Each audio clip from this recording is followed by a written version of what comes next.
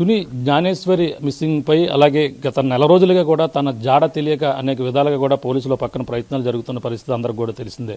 ఈ నేపథ్యంలోనే ఆ చిన్నారికి సంబంధించిన ఏదైతే మిస్ అయిన 6వ తేదీన ఒక కారు అనుమానాస్పదంగా తిరిగింది. అది కియా కారు. అదే కారు నాపై అటాక్ చేసిందంటూ కూడా అదైతే జ్ఞానేశ్వరి తాతయ్య అంటే భవానీ చిన్నాన ఎవరైతే ఉన్నారో కోటేశ్వరరావు ఇప్పుడైతే సంచలన వ్యాఖ్యలు అయితే చేశారు.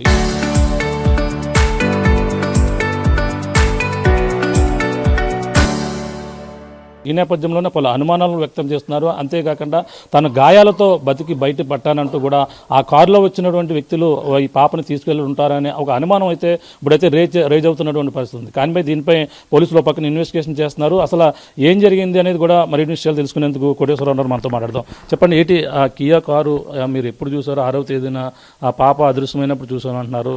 అది మీపై ఎప్పుడు అటాక్ చేసింది అనుమానిస్తున్నారు. అసలు ఏం జరిగింది? అంటే ఆ కారు ఇక్కడ చూసాం కదండి, అదే కారు అని అక్కడ నేను అనుకున్నాను. మేము పాంపేంట్ అంటేడానికని వెళ్ళిన తర్వాత వెళ్ళొచ్చేటప్పుడు ఆ కారు నాకు ఢీ కొట్టిన తర్వాత నేను భయపడ్డాను. ఆ కారు ఈ కారు అది సేమ్ అనుకోను. భయపడి ఇంటికి వచ్చాను. ఇంటికి వచ్చేసి పడుకుండిపోయాను. నేను పడుకున్న తర్వాత పోలీస్ స్టేషన్ కంప్లైంట్ ఇద్దామని వెళ్తుంటే మీడియా వాళ్ళు వచ్చారు. ఇక్కడికి వచ్చి పడుకున్న వాళ్ళు లెగ్గొట్టి ఏం జరిగింది, ఈ దెబ్బలేంటి ఎలాగని చెప్పేసి అడిగితే ఇలా భయపడ్డానండి అని మొత్తం చెప్పానండి. అదే జరిగింది. అంటే కారు ఆ రోజు ఆ సీసీ కెమెరాలో కారు మీరు ఎప్పుడు చూసారు? అది మీరేమో అప్పుడు ఇక్కడ లేరు, మిస్ అయిన రోజు ఇక్కడ లేరు కదా, అది ఎప్పుడు చూసారు కారు? అది తర్వాత చూసానండి.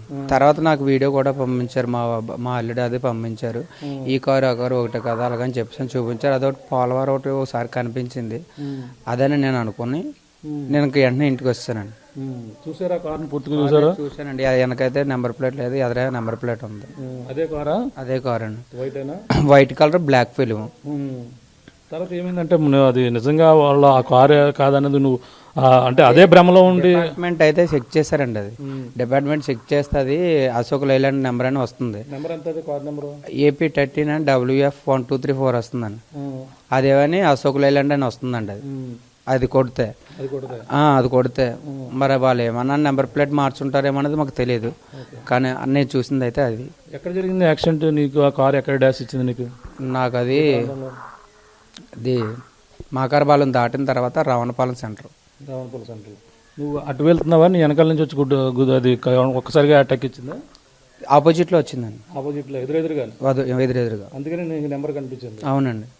పడిపోయిన తర్వాత వెనక తిరిగి చూస్తే ఇంకా నాకు కార్ కనిపించలేదు, వెళ్ళిపోయింది. వెళ్ళిపోయింది.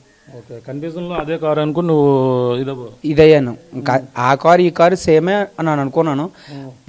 ఇక్కడ కారుకి బానెట్ మీద ఒక పేరు ఉంది, అక్కడ కారు మీద బానెట్ మీద పేరు లేదు.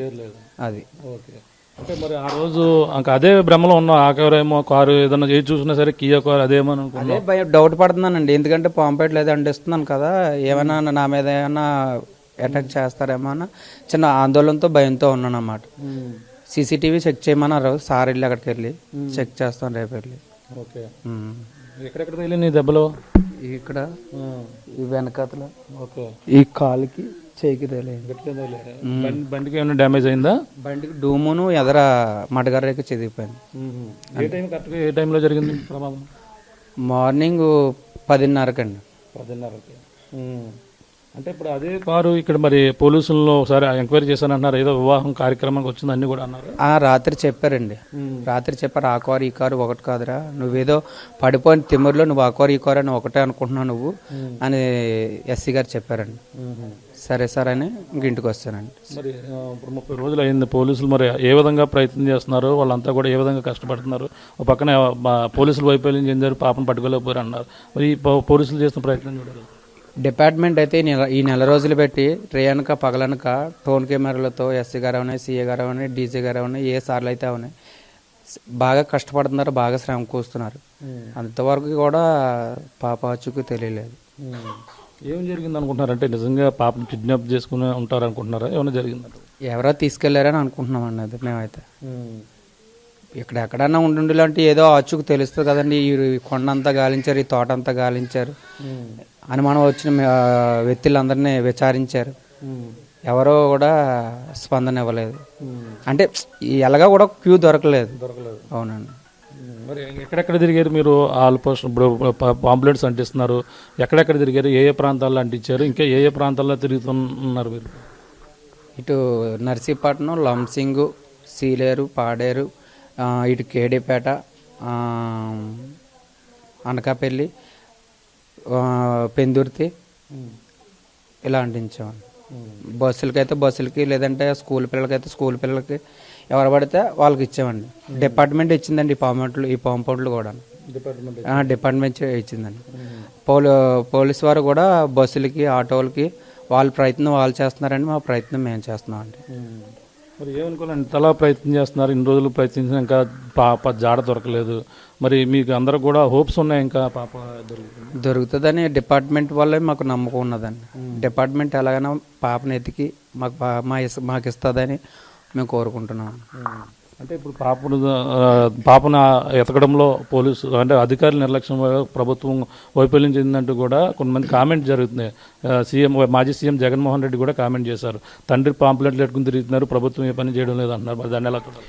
డిపార్ట్మెంట్ అయితే కష్టపడలేదని మేము చెప్పలేము. డిపార్ట్మెంట్ చేసే పని డిపార్ట్మెంట్ చేస్తుంది. మా కుటుంబ పర్సన్గా మా పర్సన్ కాబట్టి మా కోసం, మా పాప కోసం మేము అలా చేస్తున్నాం. డిపార్ట్మెంట్ చేసే పనులు డిపార్ట్మెంట్ చేస్తుంది. మా మనవరాల కోసం మేము కష్టపడుతున్నాం. ఆ రోజు నుంచి ఇంకా మీరు లారీ డ్రైవర్గా చేస్తున్నారు, ఆ రోజు నుంచి ఇక్కడ ఉండిపోయారు? ఇంకా ఇక్కడే ఉండిపోయానండి. అంటే మా 3 రోజులు బయటికి వెళ్ళడం, 3 రోజులు ఇంటికి రావడం, అంటే ఈ కాంపౌండ్ కోసం అని, దానికనేది దీనికోసం అని వెళ్ళటం రావటం జరుగుతుంది. మీకు మ్యారేజ్ అయిపోయిందా? అయిపోయిందండి. ఎంతమంది మీకు పిల్లలు ఉన్నారు? ఇంకా పిల్లలు లేరండి. అయిందండి, మ్యారేజ్ అయింది. వాళ్ళ కారులో వాళ్ళు మరి చూసారు, రకరకాల అనుమానం ఉన్నా అదేం లేదు కదా ఇంకా. అంటే వాళ్ళు అటాక్ అంటే మరి వాళ్ళు ఎలా అనుమానించాలో నాకు ఇంకా అర్థం కాలేదు. అంటే దీని మీద ఎవరో కూడా ఇంకా బెదిరింపులు కానీ ఎటువంటి ఏం లేవు? ఇంకేమి లేవు. నన్ను అయితే బెదిరించలేదు. ఢీ కొట్టుకొని యూటర్న్ చేసి వెళ్ళిపోయాను. నువ్వు ఒక్కరు ఉన్నావా, ఎవరైనా ఉన్నారు కూడా? నేను వేరే కుర్రోడు ఉన్నాం. ఆ వేరే కుర్రోడిని ఎక్కించుకున్నాను మా నార్మల్గా. కంగారులో ఇంకా అదే కారేమో కన్ఫ్యూజ్ అయ్యాను. అంతేనండి. భయపడ్డానండి. హెల్త్ ఎలా ఉంది ఇప్పుడు? పర్లేదు కదా? కొంచెం నీరసంగా ఉన్నదండి. అంటే తల డిమ్గా ఉండడం, అంటే తల మీద గట్టి తగిలింది కదా, గాయమైంది కదా, పడిపోయిన వెంటనే 2 నిమిషాలు నాకు ఏం అర్థం కాలేదు. అదే ఆందోళన చెందాను అయితే. మరి చుట్టుపక్కల ఈ యొక్క ప్రాంతాల్లోనే సీత అగ్రహారంలోనే తిరిగింది ముందు కారు అనేది సీసీ ఫుటేజ్ని బట్టి మీరు చెప్పడం డైరెక్టర్గా కూడా చూసిన కారు అది. అంటే పోలవరాన్ని చూసాం, అంటే పెళ్లికి వచ్చింది కదా, ఆ పెళ్లికి వచ్చినప్పుడు చూసాం.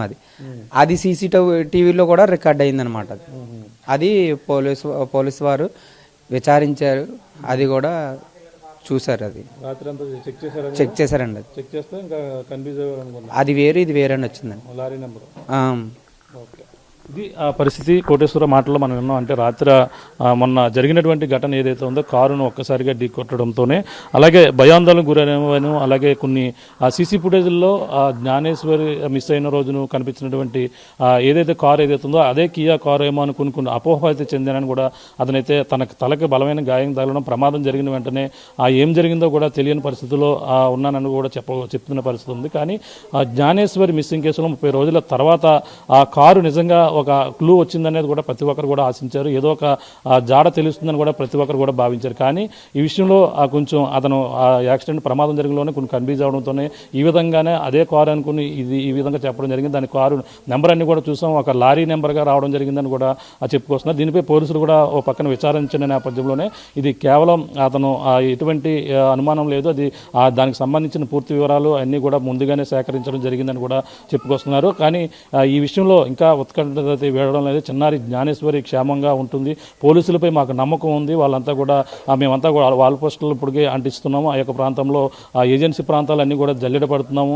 మా వంతు ప్రయత్నం మేము చేస్తున్నాం, పోలీసుల ప్రయత్నం పోలీసులు చేస్తున్నారు. ఖచ్చితంగా బతికుంటే జ్ఞానేశ్వరిని పట్టి అప్పగిస్తారని పోలీసులపై మాకు పూర్తి నమ్మకం ఉందని కూడా జ్ఞానేశ్వరి సంబంధించిన కుటుంబ సభ్యులు ఎవరైతే కోటేశ్వర కూడా మాట్లాడుతున్న పరిస్థితి ప్రధానంగా ఉందని చెప్పాలి. ఇదికున్న తాజా పరిస్థితి. అనిల్తో ప్రకాష్ RTV, చిన్నారి జ్ఞానేశ్వరి ఇంటి వద్ద నుంచి.